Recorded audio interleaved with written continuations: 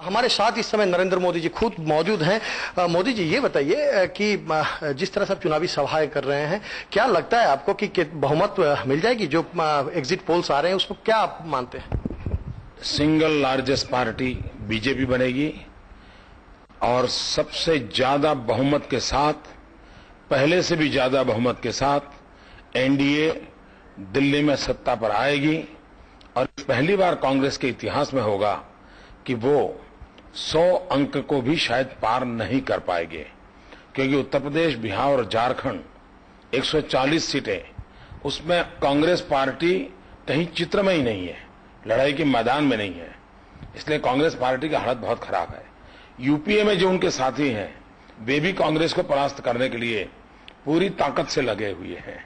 और इसलिए साफ नजर आ रहा है कि पिछले 2 सप्ताह में पोलराइजेशन पूरी की तरह पूरी एनडीए के साथ, भाजपा के साथ हुआ है और उसके कारण देश को एक अच्छी मजबूत सरकार मिलेगी, ये मैं साफ देख रहा हूं। जब सोनिया गांधी जी आती हैं या कई रैलियों में ये कहते हैं कि जो राम का नाम लेता है वो या जो एक समाज को बांटने का काम करता है वो आतंकवादी से कम नहीं है, तो क्या कहेंगे, क्या टिप्पणी है? पहली बात है, इस देश में संप्रदाय की भाषा कौन बोल रहा है? अगर प्रधानमंत्री ये कहते हैं कि देश की संपत्ति पर गरीबों का अधिकार है, तो मैं मानता हूं एक संविधान के अनुकूल है। लेकिन अगर ये कहते हैं कि संपत्ति पर पहले अधिकार मुसलमानों का है, इसका मतलब है ये सांप्रदायिक भाषा है। क्या मैडम सोनिया जी प्रधानमंत्री के लिए भी यही कहेगी जो औरों के लिए बोल रही है? पहले 50 बार आईने में देखें उनके यहां क्या भाषा बोली जाती है, फिर इस प्रकार की बयानबाजी करें। वरुण के मामले को आप क्या मानते हैं? और जिस तरह से लालू जी ने कहा कि रोलर चला दिया जाएगा, लेकिन बाद में कहते हैं कि कानूनी रूपी बुलडोजर चलाया जाएगा। मैं समझता हूं इसकी बातें बहुत हो चुकी है और जिन्होंने जितना कहा है कह दिया है। अब मामला कोर्ट में है, विदाउट वेट। लेकिन कल गोवा में जाके कांग्रेस के कुछ वरिष्ठ लोग ये कहे हैं कि अटल जी को और आडवाणी जी को अरब समुद्र में फेंक देना चाहिए, तो फायर ब्रांड नेता हैं, आप क्या कहेंगे? मुझे कुछ कहने की जरूरत नहीं है। देश को सिर्फ आप टीवी वाले उन्होंने क्या कहा है बता दीजिए, देश उसका सही जवाब दे दे। अच्छा, आप जहां भी जाते हैं एक बात कहते हैं कि गुजरात में मुसलमान ज्यादा संपन्न है, ज्यादा सुरक्षित है। आडवाणी जी भी कई बार झारखंड दौरे में या जहां भी जाते हैं कहते हैं, क्या चल रहा है? पहली बात है, मैं कभी कहता नहीं हूं। मैं आज पहली बार बोला हूं और इसलिए बोला हूं कि अभी अभी डॉक्टर मनमोहन सिंह जी ने पत्रकार परिषद में गुजरात के मुसलमानों की आर्थिक स्थिति का जिक्र किया। तब मेरा कहना है कि प्रधानमंत्री के पद पर बैठे हो, आपके पास सारी जानकारियां होनी चाहिए। मनमोहन सिंह जी की सरकार ने जो सच्चर कमेटी बनाई थी, उस सच्चर कमेटी का रिपोर्ट है कि गुजरात में मुसलमानों की पर कैपिटा इनकम हाईएस्ट है। सबसे ज्यादा बैंक अकाउंट हिंदुस्तान में कहीं पर है तो गुजरात में मुसलमानों के हैं। सबसे अधिक शिक्षा कहीं है तो गुजरात में है। ये सच्चर कमेटी का रिपोर्ट है, ये मेरा रिपोर्ट नहीं है।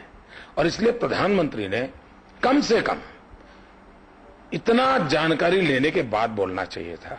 और मैं प्रधानमंत्री के सलाहकारों को भी कहना चाहता हूं कि कम से कम प्रधानमंत्री पद को इस प्रकार के विवादों में आना पड़े, ऐसी स्थिति पैदा न करे। सर, एक अभी हाल में एक कंट्रोवर्सी भी निकल कर आई थी जब आपने कहा कि कांग्रेस 120 साल की बूढ़ी है। उसके बाद प्रियंका ने यह कह दी, क्या मैं बूढ़ी दिखता हूं? क्या कहेंगे? मैं अंग्रेजी में बोलता तो क्या कहते आप? मैं अगर ये कहता कि कांग्रेस इज 125 ईयर ओल्ड, तो आप क्या विवाद कहते हैं? बताइए। तो ओल्ड कहता तो आपने आपको हिंदी शब्द में एक मजा लेने के लिए मीडिया के मित्रों को आनंद आता है, आने दो। लेकिन अगर मैं ये कहता भाई कांग्रेस 125 ईयर ओल्ड हो गई है, आप क्या कहते हैं? फिर तो कोई शायद इस तरह की बात ही नहीं आती। तो आप अंग्रेजी भाषा तो समझ सकते हो लेकिन हिंदी नहीं समझ सकते हो, तो वो लोग देश को दिशा देंगे क्या? क्या लगता है कि हिंदी समझ में? अच्छा चलिए, अब झारखंड में बैठे हैं, थोड़ा सा महेंद्र सिंह धोनी की बात हो जाए। आप आए थे यहाँ पे और हरमू में आपने कहा था, अभी आप हेलीकॉप्टर में भी जिक्र कर रहे थे, क्या था वो उस समय का? दरअसल क्या है कि मैं यहाँ जब असेंबली के चुनाव के लिए आया था, उस समय गुजरात में पाकिस्तान क्रिकेट खेले या न खेले इसका विवाद हो रहा था।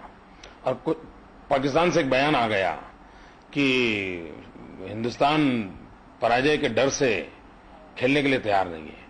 तो मैं उस समय रांची में आया था, तो मैंने बयान दिया था। और तब तो भाई धोनी हिंदुस्तान के टेस्ट क्रिकेट के खिलाड़ी नहीं थे, वो अलग अलग मैचेज वगैरह खेलते थे। लेकिन उनके स्कोर के संबंध में मैं जानकारी रखता था। तो मैंने कहा था कि भाई मेरी रांची की धरती की मिट्टी का एक संतान अकेला धोनी ऐसा है जो पूरे पाकिस्तान को पराजित कर सकता है, हो सकता है। वो मैंने उनको कहा था। अच्छा ये बताइए, आप यहाँ बैठे हुए हैं, जिस तरह से चुनाव आता जा रहा है, क्या फील कर रहे हैं आप लोग? और नीतीश का जो मीडिया देख रही है कि आपको नहीं चाहते हैं नीतीश जी, मोदी जी की जरूरत नहीं है बिहार में। मैं नहीं जानता हूं इस प्रकार के विभेद में आपका क्या इंटरेस्ट है। मुझे तो ऐसा किसी ने कहा नहीं, और न ही पूरे हिंदुस्तान में जाने के लिए मेरे पास उतना समय है। लेकिन आपको जानकारी होनी चाहिए, जब बिहार में भयंकर बाढ़ आई तब मैं पहला व्यक्ति था जिसने नीतीश कुमार को फोन किया था और चेक लेकर के मेरा इंसान पहुंच गया था। Gujarat was first state. सारे बिहार को इस बात का पता है कि सबसे ज्यादा सहाय ट्रेनें भर भर करके गुजरात से हमने बिहार पहुंचाई थी।